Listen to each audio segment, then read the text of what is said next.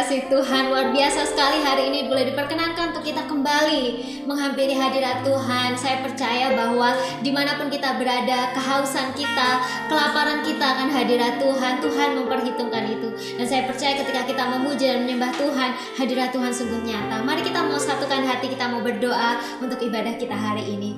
Bapa, kami bersyukur Bapa, kemurahan-Mu yang luar biasa dinyatakan di tengah-tengah kami. Biarlah hati kami hari ini dipenuhi dengan hadirat-Mu. Biarlah setiap pujian penyembahan kami boleh membawa hormat kemuliaan bagi nama-Mu. Pimpin setiap kami Bapa. Di dalam nama Tuhan Yesus kami berucap syukur.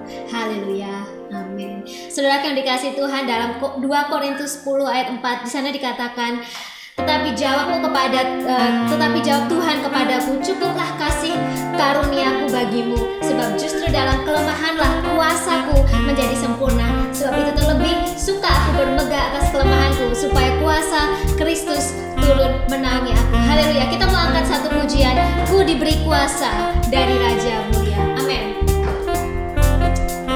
Haleluya.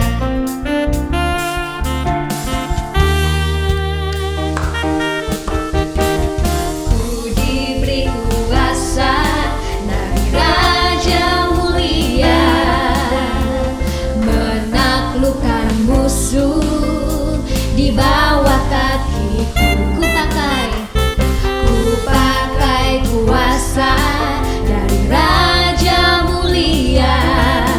Bila Allah ada bersamaku, siapa jadi lawanku? Sungguh besar Kau Tuhanku, Engkau perisai hidupku. Ku berdiri dengan iman dalam Yesus Tuhan. Kau yang memberi kemenangan, ku bersorak merayakan. Terpujilah Engkau Raja, segala raja. Mari sama-sama kita naikkan pujian ini lagi. Ku diberi kuasa. Haleluya. Amin. Ku diberi kuasa dari Raja Mulia, menaklukkan musuh di bawah kakiku. Ku pakai kuasa dari Raja Mulia. Bila Allah ada bersamaku, siapa jadi lawanku? Bila Allah ada bersamaku, siapa jadi lawanku? Sekali lagi, bila Allah ada bersamaku, siapa jadi lawanku? Sama-sama katakan, sungguh besar Kau Tuhanku, Engkau perisai hidupku. Ku berdiri dengan iman dalam Yesus Tuhan. Kau yang memberi kemenangan, ku bersorak merayakan. Yesus Tuhan, Engkau Raja, segala raja. Sungguh besar Kau Tuhanku, sungguh besar Kau Tuhanku, Engkau perisai hidupku.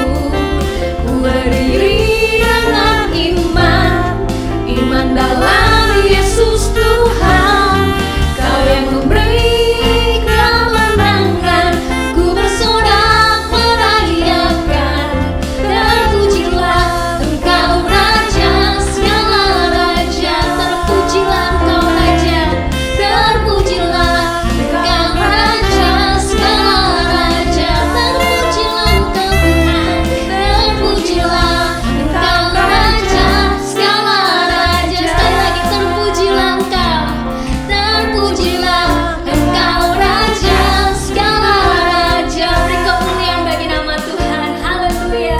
Sebab Dia Allah yang layak untuk terima segala pujian penyembahan. Haleluya. Saudara yang dikasih Tuhan, kita mau masuk hadirat Tuhan. Saya mau undang, mari sama-sama, jika saudaraku merasa comfortable, you probably can stand up. Mungkin berdiri, taruh tanganmu di dada, rasakan hadirat Tuhan. Biarlah Dia menjamah setiap hati pikiran kita saat ini. Saat indah, ku berhadapan denganmu. Haleluya.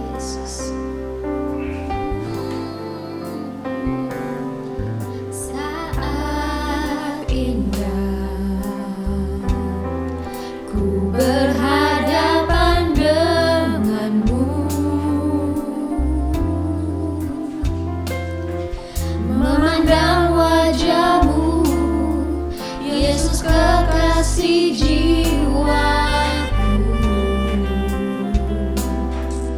Bawa daku Tuhan. Bawa daku erat dalam pelukanmu,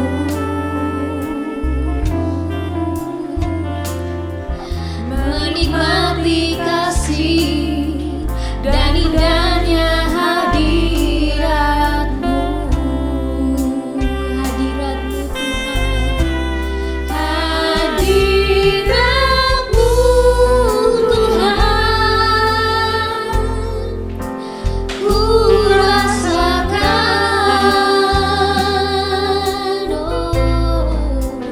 kekudusan-Mu Bapa, penuhiku,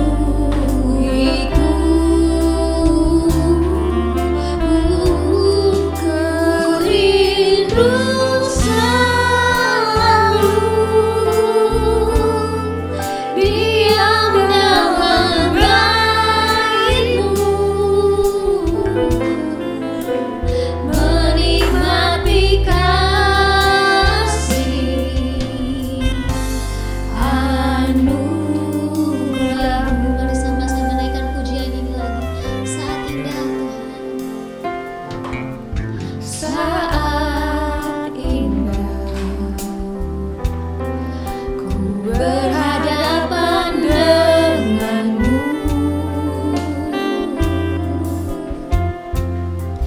memandang wajah-Mu, Yesus kekasih jiwaku. Bawa daku. Bawa daku erat dalam pelukan-Mu, Menikmati kasih dan indahnya hadirat-Mu.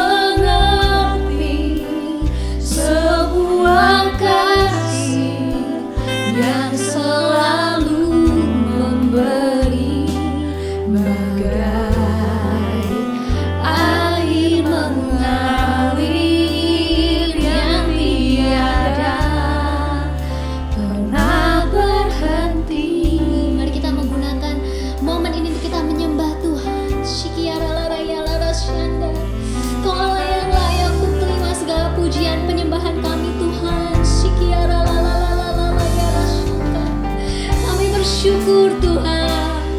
Kau Allah yang baik Tuhan, Kau Allah yang setia, kasih setiamu senantiasa baru Tuhan. Biar hati kami dimurnikan Tuhan seperti emas yang murni Yesus, menyenangkan hatimu dan memuliakan Kau Tuhan.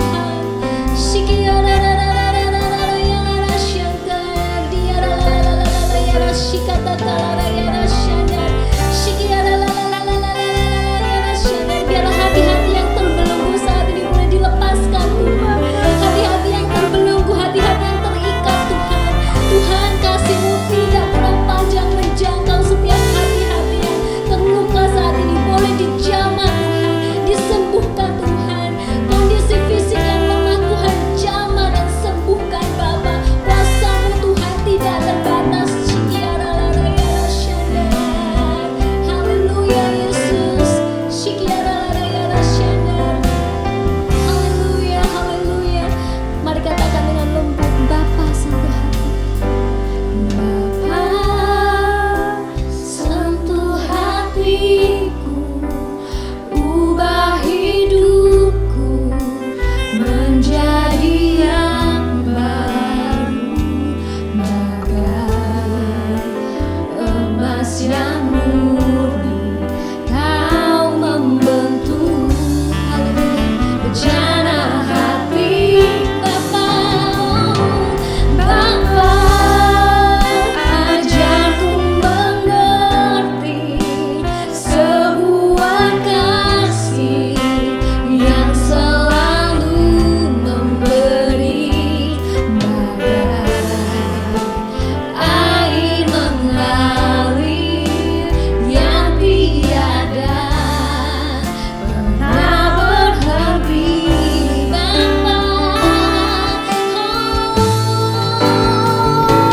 Bapa, sentuh hatiku, ubah hidupku menjadi yang baru, bagai emas yang murni. Kau membentuk bejana hatiku. Bapa, ajarku mengerti sebuah kasih yang selalu memberi, bagai air mengalir yang tiada pernah berhenti, bagai air mengalir yang tiada pernah berhenti. Sekali lagi, bagai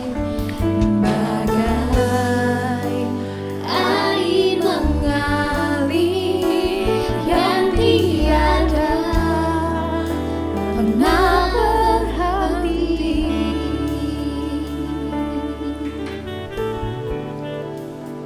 Bapa, kami bersyukur Bapa, hati kami rindu Tuhan untuk diairi dengan kebenaran firman-Mu. Hamba-Mu yang akan menyampaikan firman Tuhan, urapan Allah ada di atasnya Bapa. Setiap perkataan yang keluar dari mulutnya boleh menjadi berkat dan speak life to every single one of us. Terima kasih Bapa, di dalam nama Tuhan Yesus kami berucap syukur.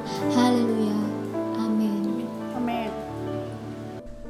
Mari saudara-saudara, saya ajak semuanya kita berdoa syafaat untuk bangsa kita, untuk apa yang Tuhan taruh di dalam hidup kita, karena kita percaya di dalam setiap doa-doa itu, bila semua orang benar bersatu hati, maka Tuhan akan membukakan banyak perkara dan banyak akan doa-doa yang akan terus dijawab oleh Tuhan. Mari satukan hati kita untuk kita sama-sama berdoa syafaat.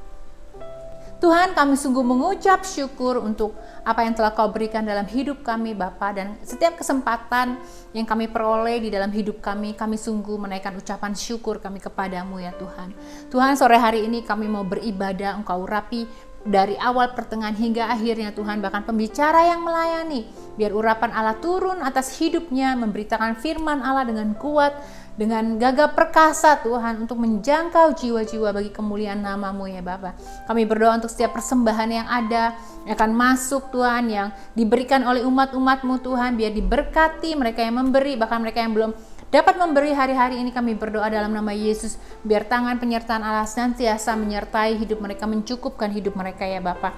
Dan bahkan Tuhan, kami berdoa untuk pengelola-pengelola yang ada, biar Engkau turun tangan mengelola sesuai dengan kehendak-Mu saja ya Bapa. Engkau berikan mereka hikmat untuk mengelola ya Bapa, untuk memperlebar kerajaan-Mu Tuhan. Terima kasih. Kami juga membawa doa-doa syafaat kami ke dalam tangan-Mu. Kami memberkati bangsa ini Tuhan, pemerintahan yang ada juga Indonesia kami bawa ke dalam tangan-Mu Tuhan, biar hati-hati para raja atau pemimpin bangsa ini Tuhan kami bawa ke dalam tangan-Mu ya Bapa. Kami percaya hati mereka di tangan-Mu itu Tuhan seperti batang air yang gampang Kau arahkan kemanapun mereka, kemanapun Engkau mau ya Bapa. Dan Tuhan, biar penyertaan Allah, hikmat Allah boleh turun ke dalam hidup mereka, sehingga mereka boleh memegang pemerintahan dengan baik, tidak mementingkan kepentingan pribadi, tapi Tuhan untuk golongan-golongan banyak orang ya Bapak. Terima kasih, Engkau berkati Indonesia, Australia, biar menjadi bangsa yang kuat, terutama di dalam Engkau Tuhan. Biar pemulihan terjadi ke seluruh area bangsa ini Tuhan, perekonomian dipulihkan Tuhan. Kami juga berdoa untuk transisi Tuhan, COVID-19 Tuhan. Terima kasih untuk Engkau Allah yang menyertai Tuhan. Kami berdoa Tuhan, biar dalam masa transisi ini, biar segala sesuatu berjalan dengan baik, dengan tenang ya Bapak, karena kami percaya ketenangan itu kami dapatkan daripada-Mu saja Tuhan. Kau berkati bangsa, kedua bangsa ini, Australia dan Indonesia, biar juga Tuhan banyak jiwa-jiwa dituai, revival boleh terjadi atas bangsa-bangsa ini ya Bapak. Terima kasih. Kami juga berdoa untuk umat-umat-Mu dimanapun mereka berada, biar gairah untuk mencari Engkau itu lebih kuat lagi Tuhan di dalam hidup mereka Tuhan. Pulihkan keluarga demi keluarga menjadi keluarga-keluarga yang kuat di dalam Engkau juga. Para pemimpin gereja yang ada Tuhan, kami berdoa untuk para pengembala, pelayan Tuhan ya Bapak. Bahkan Tuhan, mereka yang melayani di belakang layar, biar Tuhan jeripaya mereka Engkau menggantikan dengan sukacita, damai sejahtera Allah Tuhan menyertai hidup mereka kemanapun kaki mereka melangkah ya Bapak. Dan biar hikmat Allah terus dinyatakan Tuhan. Terima kasih Yesus. Kami berdoa dan mengucap syukur. Terpujilah nama-Mu. Haleluya. Amin. Shalom jemaat yang dikasihi oleh Tuhan. Sore hari ini kita akan belajar dari kebenaran firman Tuhan mengenai Musa. Kita akan belajar mengenai mengatasi kekecewaan. Musa adalah seorang yang dipakai oleh Tuhan dengan luar biasa. Namun, hidupnya banyak mengalami kekecewaan, rintangan, tantangan, kesulitan, bahkan penolakan demi penolakan. Tapi itu tidak membuatnya gagal, itu tidak membuatnya menyerah, itu bahkan tetap dia jalani untuk menggenapi panggilan Tuhan, dan dia berhasil. Nah, kita belajar dari keberhasilannya. Bagaimana Musa bisa berhasil sekalipun dia mengalami begitu banyak kesulitan dalam hidupnya. Kita belajar, apa sih kecewa itu? Kecewa itu adalah gini, harapan kita berbanding dengan kenyataan yang sedang terjadi.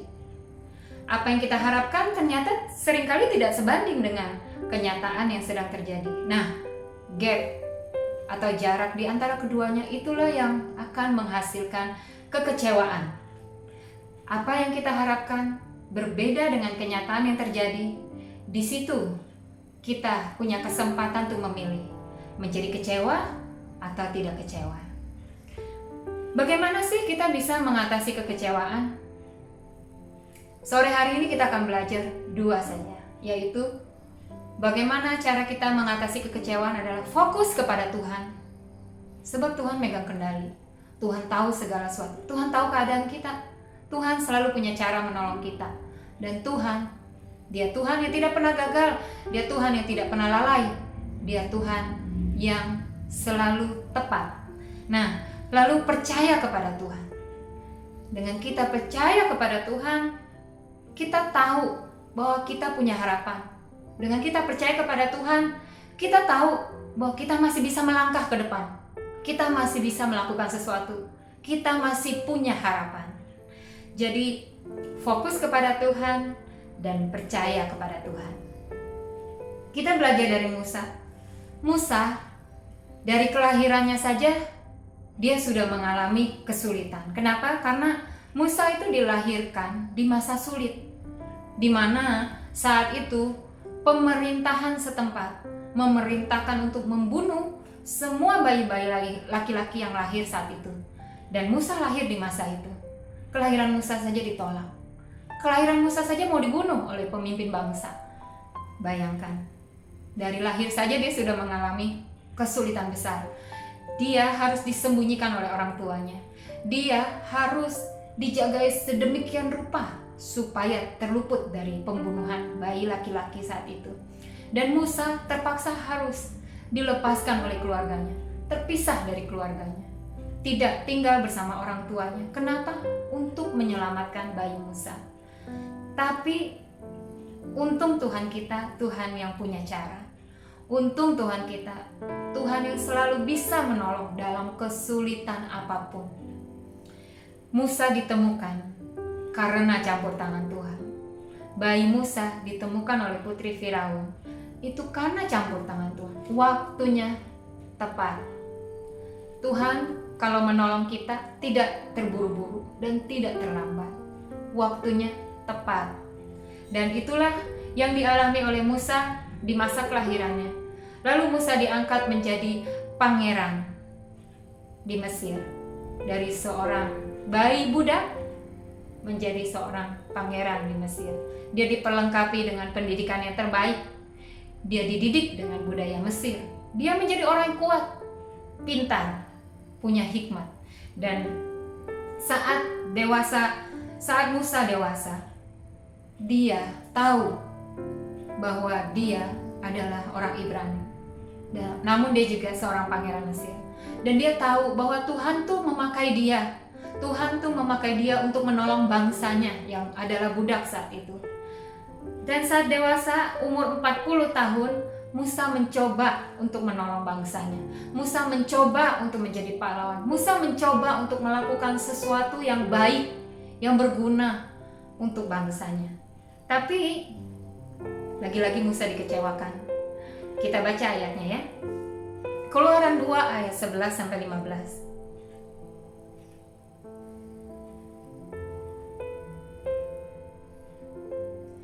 Pada waktu itu, ketika Musa telah dewasa, ia keluar mendapatkan saudara-saudaranya dan melihat kerja paksa mereka. Lalu dilihatnya seorang Mesir memukul orang Ibrani, seorang dari saudara-saudaranya itu. Ia menoleh ke sana ke sini. Ketika dilihatnya tidak ada orang, dibunuhnya orang Mesir itu dan disembunyikannya mayatnya dalam pasir. Ketika keesok harinya, ia keluar lagi, didapatinya 2 orang Ibrani tengah berkelahi. Ia bertanya kepada orang bersalah itu, "Mengapa engkau pukul temanmu?" Tetapi jawabnya, "Siapakah yang mengangkat engkau menjadi pemimpin dan hakim atas kami? Apakah engkau bermaksud membunuh aku, sama seperti engkau telah membunuh orang Mesir itu?" Musa menjadi takut, sebab pikirnya, tentulah perkara ini sudah ketahuan. Ketika Firaun mendengar perkara itu, dicarinya ikhtiar untuk membunuh Musa. Tetapi Musa melarikan diri dari hadapan Firaun dan tiba di tanah Midian. Lalu ia duduk-duduk di tepi sebuah sumur. Musa berusaha melakukan panggilannya dengan berbuat kebaikan. Tapi kebaikannya tidak dihargai. Kebaikannya tidak diakui. Kebaikannya tidak diterima oleh bangsa yang memang dia mau bela.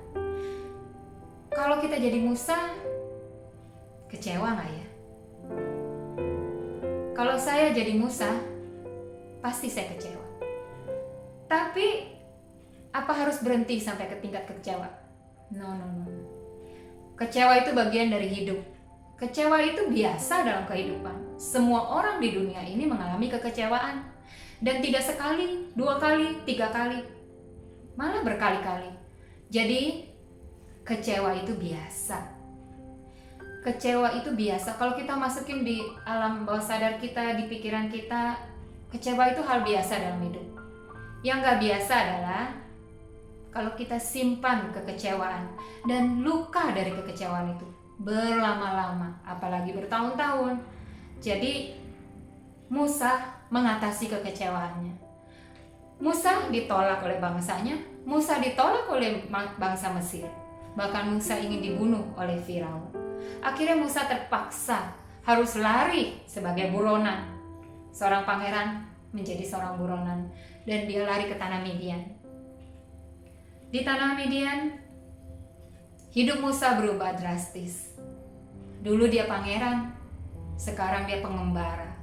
Seorang asing di tanah Midian, tidak punya siapa-siapa dan bukan siapa-siapa. Musa menjadi orang asing pengembara di tanah Midian itu bukan hal yang mudah. Dari hal ini terjadilah banyak proses perubahan cara berpikir, cara memandang dunia dan diri sendiri. Dan Musa menjalankan hari-hari di padang belantara di tanah Midian sebagai gembala 40 tahun. Bukan waktu yang singkat, bukan? 40 tahun. Setiap hari menggembalakan kambing domba. Sunyi, hidup biasa-biasa aja. Tapi dalam keadaan yang seperti itu pun masih banyak nilai positif yang bisa kita ambil. Masih banyak nilai positif yang bisa terjadi. Di masa kesendirian Musa, di masa kesepian itu, Musa belajar banyak hal.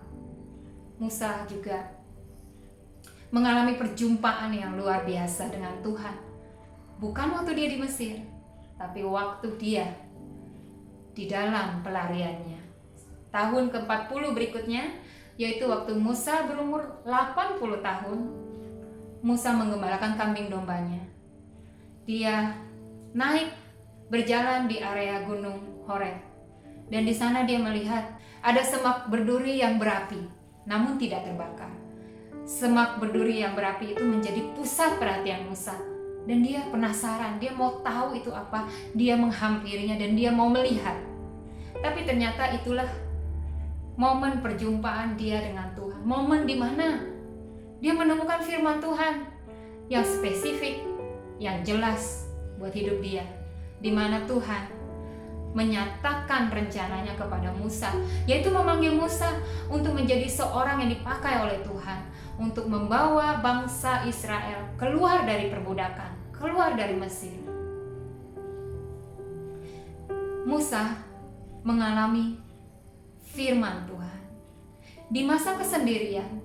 Ini waktu yang sangat-sangat tepat. Ini waktu yang sangat mudah. Ini waktu yang sangat fokus untuk mencari firman Tuhan. Kenapa? Karena tidak ada yang jadi pusat perhatian kita. Apa-apa dibatasi. Masa isolasi seperti ini, yang mau bekerja dipaksa untuk di rumah. Yang mau bergaul, berkomunitas, bersosialisasi, berkegiatan, beraktivitas, dipaksa oleh keadaan, dipaksa oleh pemerintah untuk stay di rumah. Kita rasanya hidup dibatasi. Kita rasanya tidak bisa melakukan banyak hal. Tapi ingat, di masa-masa sulit pun ada banyak hal positif yang bisa kita dapat. Asal kita tahu, kalau kita fokus kepada Tuhan, Tuhan akan membukakan hal-hal baru. Tuhan akan membukakan panggilan hidup kita. Tuhan akan membukakan pengertian demi pengertian. Seperti Musa, waktu mengalami perjumpaan dengan Tuhan melalui semak berduri yang terbakar itu, Musa mengalami firman Tuhan yang menjelaskan kepada hidupnya, engkau akan aku pakai untuk menjadi seorang yang membawa bangsa Israel keluar dari Mesir, dari perbudakan. Engkau akan begini, engkau akan begitu. Hari-hari ini carilah Tuhan di masa keterbatasan, di masa sulit, kehilangan pekerjaan, finansial menurun, kesepian, gak punya ide mau ngapain. Carilah Tuhan. Carilah Tuhan. Biar momen semak berduri yang berapi ini terjadi dalam hidup kita hari-hari ini. Tidak ada yang mustahil. Tuhan ada dimanapun, Tuhan ada di kapanpun, Tuhan ada dalam keadaan apapun. Kalau kita mencarinya, kita mendapatkannya. Itu firman Tuhan, itu janji Tuhan. Musa waktu melihat semak berduri yang terbakar, dia tidak diam dan dia tidak pergi menjauh, tapi dia pergi mendekat untuk melihat, untuk menelusuri ada apa sebenarnya. Nah, kita bisa pakai waktu-waktu hari-hari ini, cari Tuhan, telusuri, pelajari, selidiki. Apa sih firman Tuhan buat saya hari-hari ini? Apa sih rencana Tuhan buat saya hari-hari ini? Apa sih panggilan Tuhan buat saya hari-hari ini? Tuhan, minta firman, beri aku pengertian. Apa yang kau mau aku lakukan hari-hari ini? Dan di situ terjadilah percakapan antara Tuhan dan Musa. Kita baca Kisah Rasul 7 ayat 30 sampai 31. Dan sesudah 40 tahun, tampaklah kepadanya seorang malaikat di padang gurun Sinai, di dalam nyala api yang keluar dari semak duri. Musa heran tentang penglihatan itu. Ketika ia pergi ke situ untuk melihatnya dari dekat, datanglah suara Tuhan kepadanya. Disinilah Tuhan memanggil Musa. Tuhan mengenal Musa. Tuhan tahu apa yang dia inginkan kepada Musa. Dan Tuhan tahu apa yang Musa butuhkan. Tuhan setelah berkata apa yang dia mau, Musa berkata, Tuhan, tapi aku ini siapa? Siapa yang percaya sama aku? Aku ini bukan orang yang pintar berkata-kata, aku berat lidah, aku nggak bisa. Padahal dulu Musa pangeran Mesir, dia diperlengkapi dengan pendidikan yang luar biasa. Dia kuat, dia bukan orang lemah, dia orang pintar, dia bukan orang biasa, dia orang terpelajar.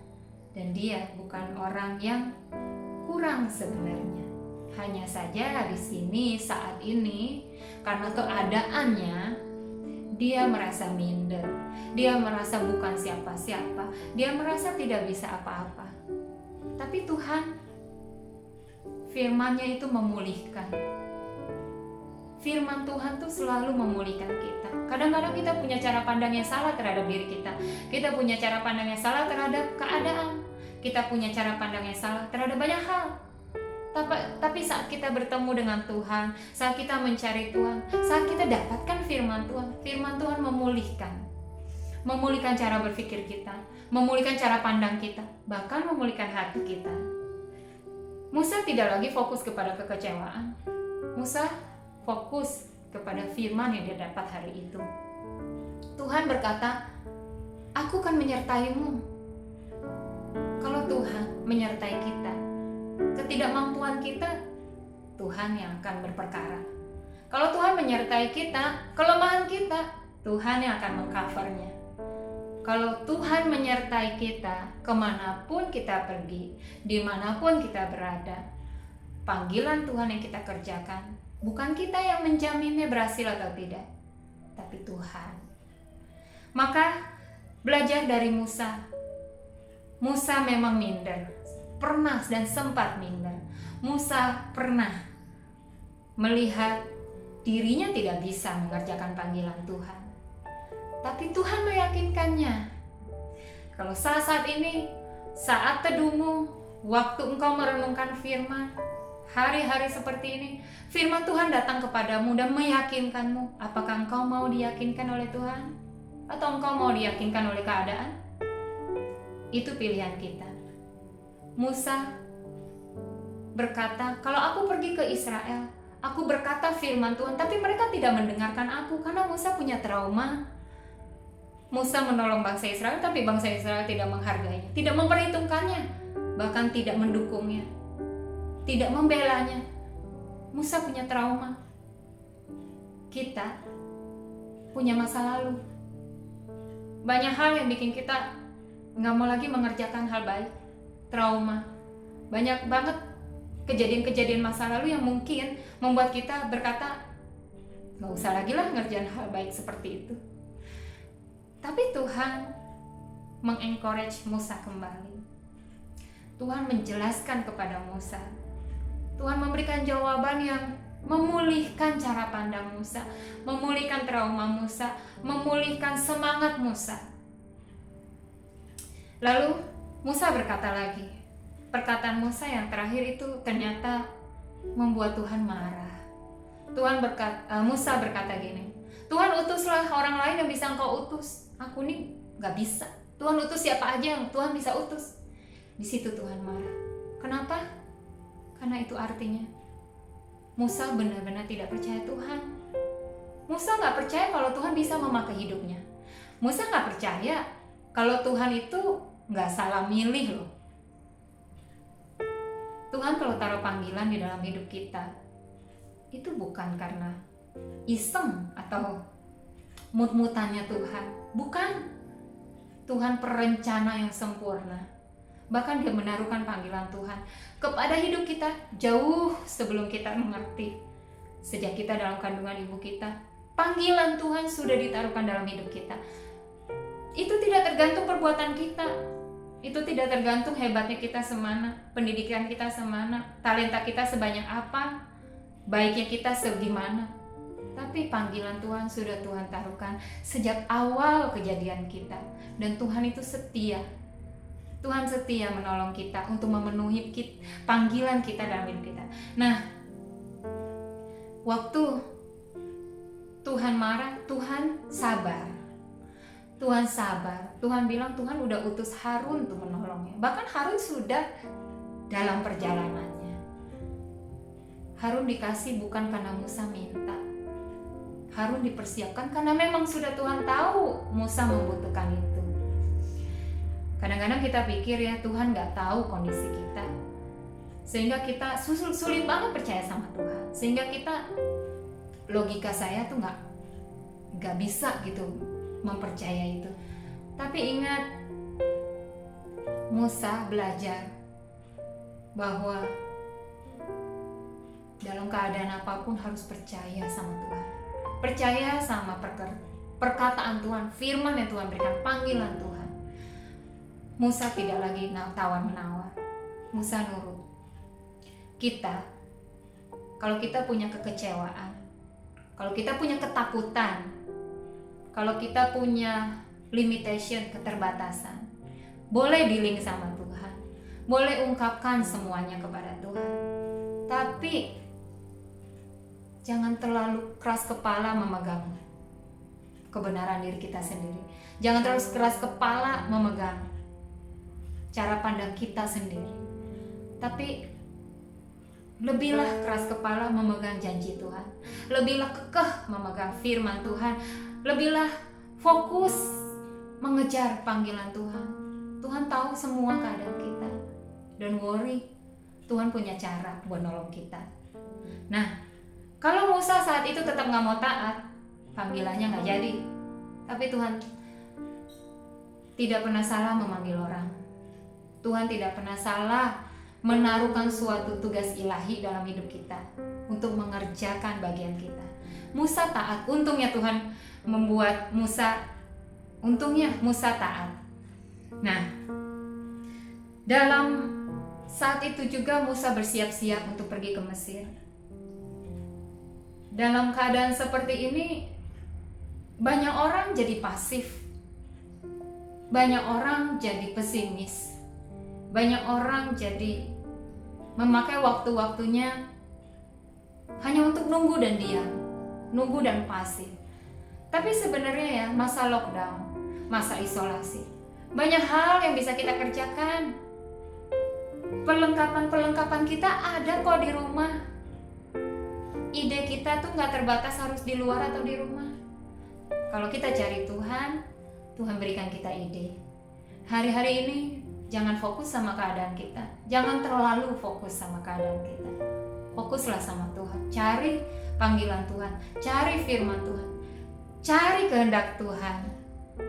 Dan disitulah Tuhan akan memberikan ide, kreatif, apa yang bisa kita kerjakan untuk tetap menjadi berkat, untuk tetap bisa menjadi orang yang membawa jawaban buat orang lain, membawa semangat buat orang lain, membawa pengharapan buat orang lain.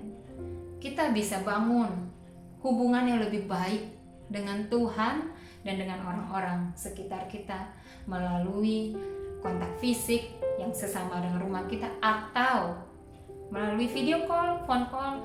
Hari-hari gini fasilitas lengkap banget. Selalu ada alasan buat kecewa.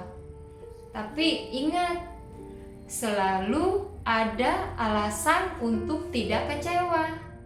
Jadi, dalam kesulitan apapun, dalam musim apapun, panggilan Tuhan tetap menanti kita. Tuhan setia. Tuhan tetap manggil kita. Mau gagal berapa kali, Tuhan tetap manggil kita. Dan panggilan Tuhan yang paling umum buat hidup kita. Yang mungkin banyak orang berkata, aku gak ngerti soal panggilan, aku gak tahu soal panggilan. Panggilan umum buat anak-anak Tuhan adalah memberitakan Injil Kerajaan Allah.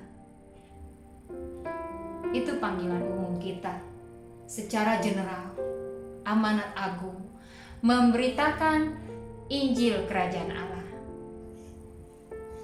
Tapi orang-orang dengan panggilan-panggilan khususnya punya cara-cara yang berbeda dalam memberitakan Injil Kerajaan Allah, punya bentuk-bentuk yang berbeda, sesuai dengan talenta mereka, sesuai dengan apa yang mereka bisa kerjakan.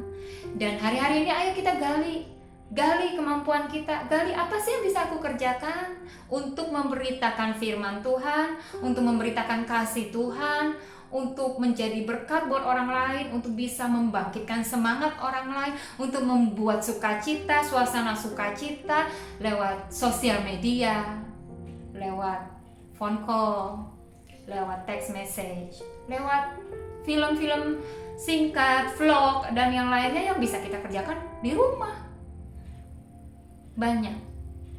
Bahkan banyak teman-teman yang membuat kolaborasi nyanyi bersama lewat sosial media, lewat video yang direkam di handphone, dikirim, belajar editing. Banyak hal yang bisa kita kerjakan. Fokuslah kepada apa yang bisa kita kerjakan. Jangan fokus kepada apa yang tidak bisa kita kerjakan. Untuk kita tahu apa yang bisa kita kerjakan, carilah Tuhan. Dia sumber ide kita. Dia yang tahu talenta kita. Dia tahu apa yang bisa kita kerjakan dengan sukacita. Karena kalau itu talenta kita, itu passion kita ngerjainnya sukacita, kita ngerjainnya seneng, kita ngerjainnya rela. Dan setiap orang punya talenta, setiap orang punya. Galilah hal yang simpel, berkaryalah untuk memberitakan Injil Kerajaan Allah di masa-masa seperti ini. Dunia perlu kebenaran firman Tuhan. Teman-teman kita perlu, keluarga-keluarga kita perlu kebenaran firman Tuhan. Kita bisa bikin itu sekreatif mungkin. Dari yang paling sederhana sampai yang kreatif gak masalah. Sebab kita mengerjakannya bukan untuk pujian. Kita mengerjakannya bukan untuk diakui oleh orang lain. Kita mengerjakannya bukan untuk dihargai oleh orang lain. Kita mengerjakannya bukan untuk diidolakan orang lain. Tapi kita mengerjakannya seperti Musa. Mengerjakannya karena memang itu panggilannya, karena memang itu rencana Tuhan buat hidupnya, karena itu memang kehendak Bapa, karena itu memang yang terbaik buat Musa. Begitu juga kita. Kejar panggilanmu, kerjakan. Melangkah, kerjakan. Sesimpel apapun, segala sesuatu dimulai dari simpel. Tapi waktu kita mengerjakannya, kita akan tahu apa kebahagiaan itu sebenarnya. Karena kita pasti bahagia kalau kita berjalan dalam rencana yang memang Tuhan sudah tentukan khusus buat hidup kita. Kita pasti bahagia kalau kita on track. Tuhan punya rencana apa yang sudah Tuhan taruhkan dari kejadian hidup kita. Kita berjalan di dalamnya, kita pasti bahagia. Sekalipun banyak rintangan, tantangan selalu ada dalam hidup. Tapi pencobaan yang kita alami tidak melebihi kekuatan kita. Tuhan tahu batas kita. Bagian kita, kembangkan kapasitas kita. Kapasitas untuk menangani kecewa demi kecewa, memenangkan rintangan demi rintangan, mengatasi kesulitan-kesulitan. Bagian kita belajar taat mengerjakannya. Kalau kita taat, potensi dalam diri kita pasti berkembang. butuh waktu, tapi pelan tapi pasti. Jangan harapkan hasil sekarang, kerjakan bagianmu sekarang. Kau bisa nyanyi, nyanyilah, posting. Bukan buat orang menilai kita, bukan buat orang puji kita. Ngembangkan talenta. Engkau bisa melukis, lukislah. Engkau bisa berkata-kata hikmat, berkata-kata yang baik. Videokanlah dan posting di sosial media. Sebab kita nggak bisa keluar rumah, tapi kita tetap bisa dapat informasi dari seluruh dunia. Melalui apa? Sosial media. Maka anak-anak Tuhan, encourage kalian kita semua, postinglah hal-hal yang membangun, lakukanlah segala sesuatu yang bisa mengembangkan talenta kita. Ada orang suka masak, masaklah. Dan bagikan kepada yang lain, entah bagikan resep, entah bagikan semangat memasak, atau membagikan masakannya. Ada orang senangnya membuat permainan lah gitu. Guru-guru Sunday School, masa-masa seperti ini kalian bisa menjadi pahlawan buat anak-anak yang sedang isolasi di rumah. Berkaryalah, posting atau kirim kepada keluarga-keluarga anak-anak Sunday School kalian. Dan Tuhan gak pernah kehabisan cara. Tuhan gak pernah kehabisan cara buat membuat kita mengembangkan kapasitas kita. Tuhan gak pernah bosan untuk terus mengencourage diri kita. Tapi ingat, ada batasannya loh. Jangan bikin Tuhan sampai marah gitu. Sebelum Tuhan marah lah kita kerjakan. Nah, Musa bahkan setelah berhasil membawa bangsa Israel keluar dari Mesir, masuk ke padang gurun, masalah dia tidak selesai. Penolakan demi penolakan, keluhan demi keluhan, gerutu bangsa Israel tetap sampai kepada hidupnya. Sebab apa? Tidak ada manusia yang sempurna. Kekecewaan bisa datang dari hal apa aja, bisa dari siapa aja, orang dekat, orang jauh. Tapi Musa tetap berjalan menuju panggilan, tetap mengerjakan bagiannya yang terbaik. Musa dalam hidupnya menjadi pahlawan yang luar biasa. Nggak cuma di generasinya, bahkan sampai generasi kita saat ini, kalau kita mempelajari kehidupannya, banyak nilai-nilai yang sangat baik yang bisa kita tangkap, yang bisa kita apply dalam hidup kita, yang membuat kita termotivasi untuk mengerjakan panggilan Tuhan. Musa di dalam doanya di padang gurun, dia nggak minta macam-macam. Musa dalam doanya dia minta gini, Tuhan, aku mau mengenal Engkau, aku mau mengenal jalan-jalan-Mu, aku minta kasih karunia-Mu. Dan sampai akhir hidup Musa, Musa berhasil mengenal Tuhan. Musa berhasil mengenal jalan-jalan Tuhan. Dan Musa mendapatkan kasih karunia Tuhan yang sangat luar biasa. Tuhan dengar doa-doa kita. Jangan pesimis, percayalah. Tuhan dengar doa-doa kita. Walaupun kita nggak lihat Tuhan bekerjanya seperti apa menolong kita, tapi Dia Tuhan yang setia. Dia bekerja menolong kita. Yang penting kita fokus, Tuhan, apa yang bisa aku kerjakan? Percaya dan taat mengerjakannya. Percaya sama taat jalannya bareng, nggak bisa dipisah. Kalau kita percaya kita nggak taat, taat itu bukti kepercayaan kita. Kalau kita sudah dengar firman Tuhan, Tuhan munculkan ide, atau kita cari Tuhan, kita pasti menemukan firman Tuhan. Percaya, pegang panggilan Tuhan, pegang janji Tuhan, kerjakan. Engkau akan melihat bagaimana Tuhan menjawab doa-doa sepanjang hidup kita. Bagaimana hidup kita penuh dengan kebahagiaan. Musa meninggal di umur 120 tahun. Waktu Musa meninggal dengan mata yang masih tajam, dengan kekuatan yang belum hilang. Itu menunjukkan apa sih? Itu menunjukkan Musa sehat secara tubuh dan jiwa. Musa sehat banget. Sehat banget. Kenapa? Karena dia penuh banget mengerjakan panggilan Tuhan. Orang yang mengerjakan panggilan Tuhan menemukan kebahagiaan sejati. Kekecewaan bagian dari hidup, rintangan bagian dari hidup. Tapi kemenangan Janji Tuhan, panggilan Tuhan, itu juga bagian dari hidup. Pilihan kita, apa yang kita pilih hari-hari ini. Saya mengajak kita semua berdoa, kita renungkan firman Tuhan. Engkau yang merasa bukan siapa-siapa, mungkin iya bukan siapa-siapa. Tapi kalau Tuhan ada dalam hidup kita, Tuhan buat hidup kita luar biasa. Tuhan buat hidup kita berbeda.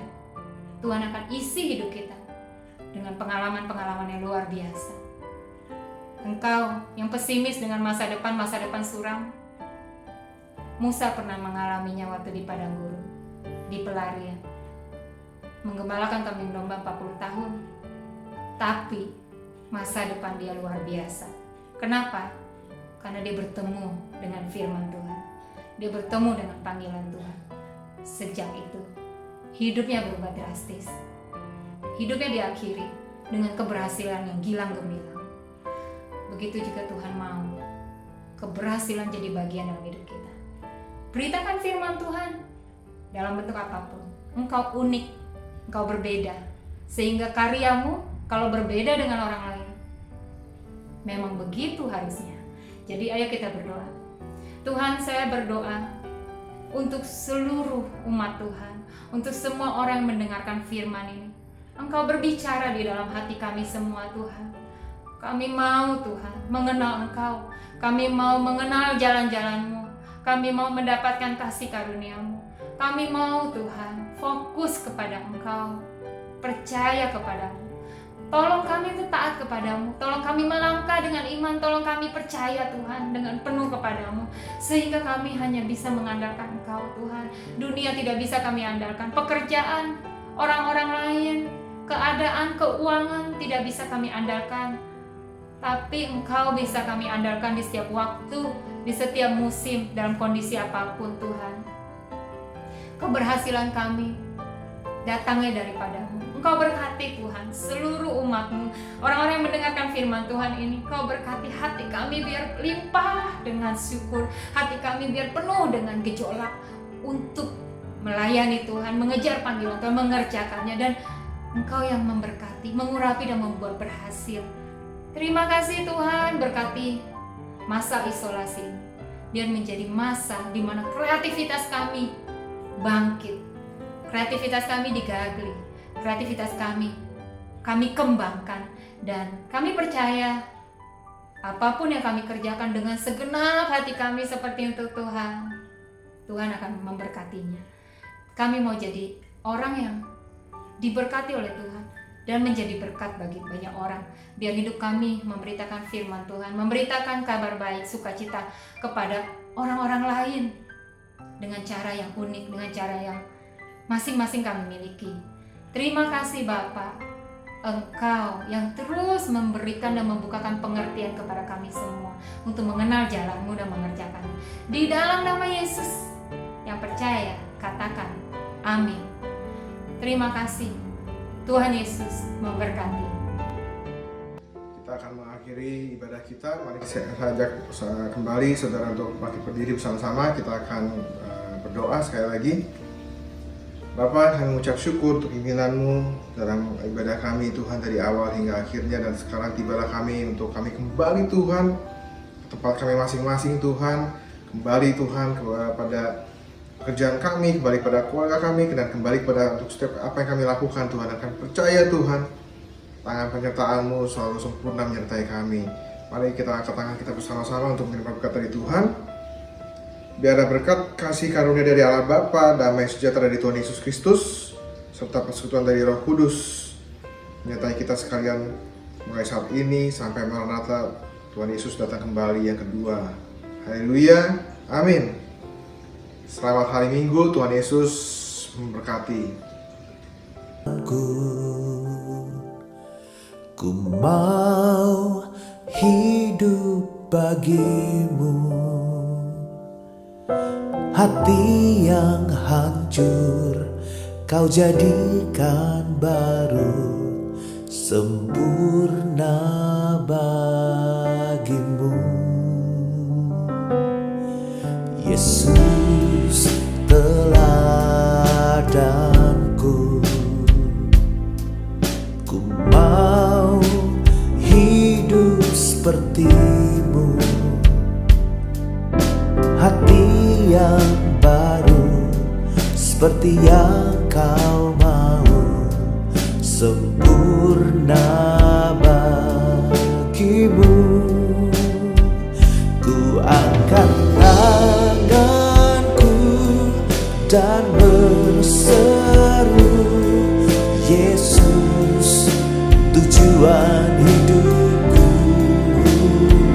Ku angkat tanganku dan berseru, Yesus tujuan imanku.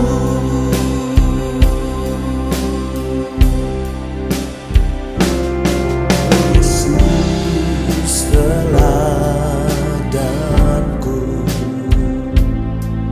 ku mau hidup sepertimu, hati yang baru seperti yang kau mau, sempurna bagimu. Ku angkat tanganku dan berseru, Yesus tujuan hidupku. Ku angkat tanganku dan berseru, Yesus tujuan imanku.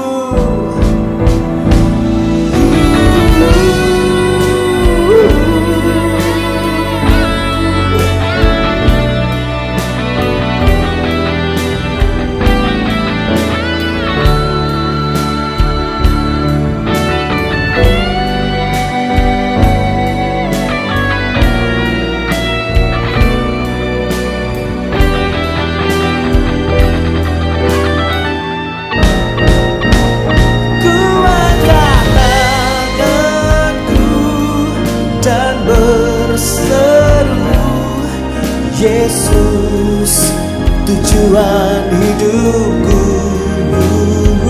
Ku angkat tanganku dan berseru, Yesus tujuan imanku.